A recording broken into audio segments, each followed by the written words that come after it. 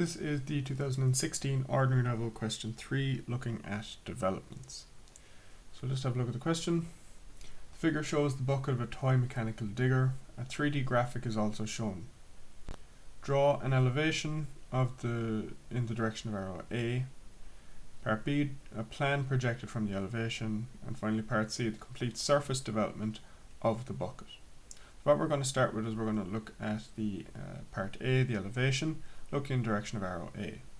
We don't need an end view, it's not asked for in the question, so we can keep this either to the very left or very right of the side of the page. Just remember when you're positioning it that you need to keep space for the plan, which has to go directly below the elevation. So I'm going to put mine off over to the left hand side of the page. And that's just going to be my XY line, my ground line. We're given some information, so I'm going to start by finding the base, that's 70mm section. So I'm just going to pick a point in here somewhere and measure 70mm over from that.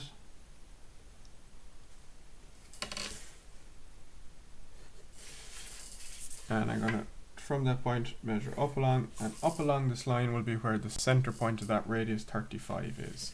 So if it's radius 35 and it's touching the bottom, it's going to be 35mm up, giving me that point there.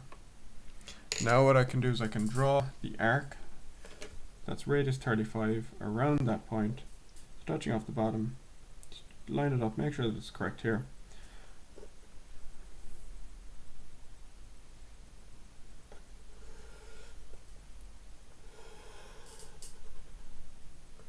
So bringing that around until it touches that point up there, until it becomes vertical. Now we're also told that the little bit of the bucket that sticks out at the front, the teeth of the bucket, they're back 10mm, so they're included in that 70 that we've drawn already. So we're just going to measure back in 10mm to this point, and then from there we can join up to the top. And that completes the elevation. So all I did is measure out here my 70mm. I came back 10 to give me where this point here is, because that shows what it's shown in the question. This arc is radius 35, so I can draw that quite handily enough. Next part of this, I'm going to draw a plan, so it's going to be located directly below it. So I'm going to bring my lines down directly. So bringing all my points straight down from above. So I just need to find the widest point here on the circle, so that can come straight down here now also. I'm going to leave a gap of 20mm between the plan and the elevation. You can leave 10, you can leave 15, you can leave whatever you like, but you must leave a gap, just so that it's clear that there is two different drawings there. The depth of this object is given as 60, so that's the really right hand dimension that we can see. So from the 20 line that I've drawn, I'm going to measure 60mm. That's going to give me the bottom side of this. So now I can start to darken in part of the outline. So I can do the top and bottom line and the back of it. I can't darken in across here just yet, as there are teeth that I need to mark into it. The other line that I can darken in is this one up here, which is where the top of the bucket stops. So this point up here is a line, it's a change in direction. So this is also going to have a line.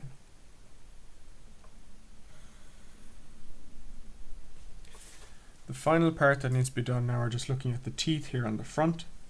So we can see from our dimensions that it's 10mm for each of the bits that are sticking out and 15 for the bits that are going in. So let's mark those. So 10mm first, then I've got 15 and 10 from the opposite side and 15 again, leaving me 10 in the middle. And I'll just draw these lines in. So you can darken them in as you're going. And this one down here also. So now I just need to darken in the bits at the front and the back. My teeth stick out on either side and in the middle. 1, 2, and 3. And the holes are on the wider parts.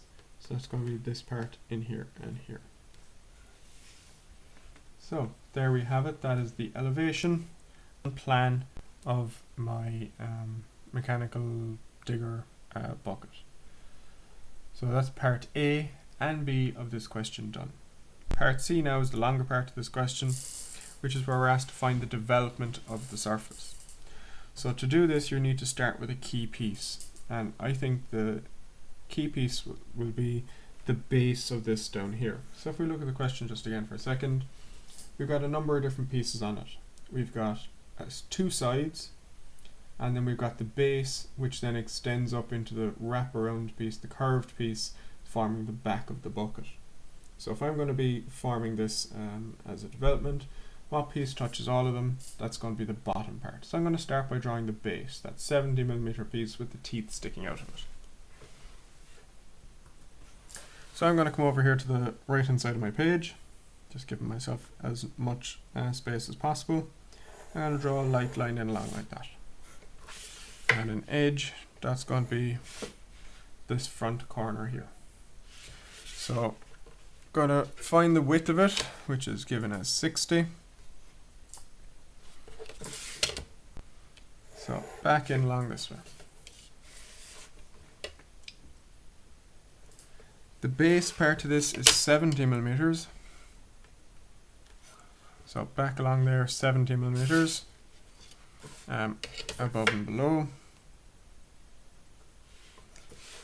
And we'll draw the teeth on this part of it as well, just like we did in the plan. So they're the exact same dimensions as they were in plan, as it's the same object.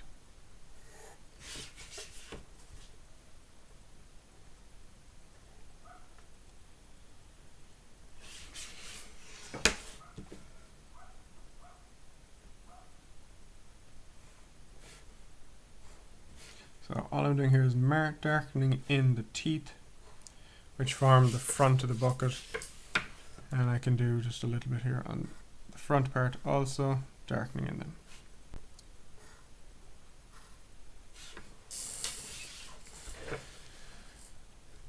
Now I'm just going to darken back the teeth part of it. I'm not going to do the whole side just yet. So that gives me the teeth at the front and this base part of it. What's going to be coming back along here will be the piece that wraps up. What I've drawn is this much of it so far, just down the base, and I'm going to draw next the piece that wraps up around this part. So how much material do I need to wrap around all of that up here? It's not going to be the radius distance, it's not going to be twice the radius distance. It's something that we need to calculate and work out by drawing. So what we're going to do is we're going to measure different sections along this and copy those measurements then out in our straight line along here. So using my 30-60 set square, I'm going to break this up into 6 equal sections that I can then measure with my compass.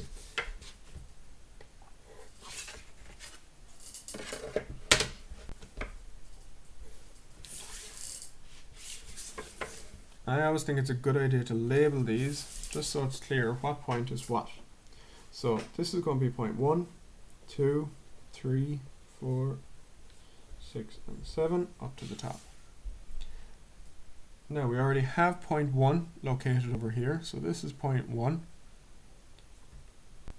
So now I need to find the other 6 points back along. So what I'm going to do with my compass is I'm going to measure the distance from 1 to 2.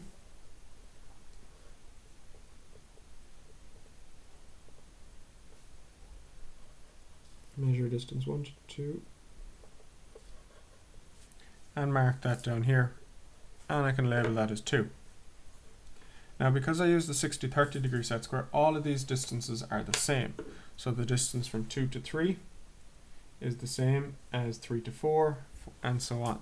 So I can just label all these here. This is 3, 4, 5, 6 and finishing up at point 7.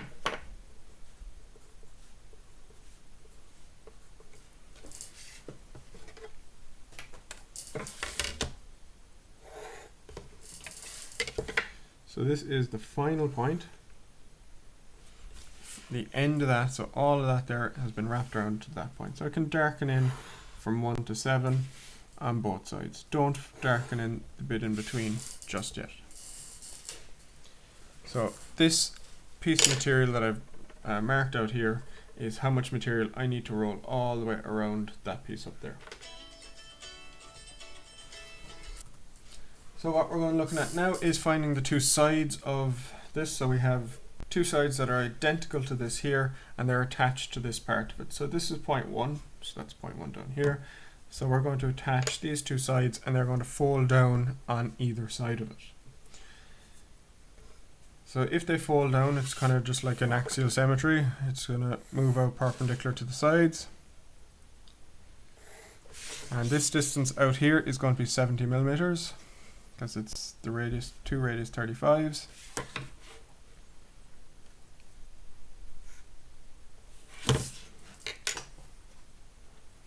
And it's two arcs. So this arc here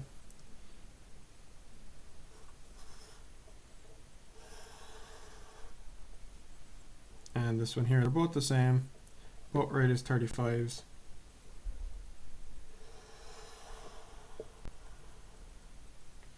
So on either side there and there. So these can then join back to the corresponding points down here. 1 and 2. So that's this almost finished. So we've drawn our arc here. Now we just need to put in our fold lines. So fold lines represent that this is where the object actually folds up. So they're put in as dashed lines. So we can just do dash lines in here. Long, short, long, short.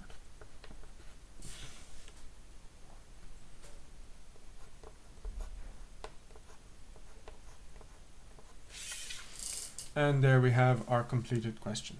So we have drawn an elevation view in the direction of arrow A. We drew a plan projected from the elevation, so projected directly below it, and we completed the surface development of the bucket.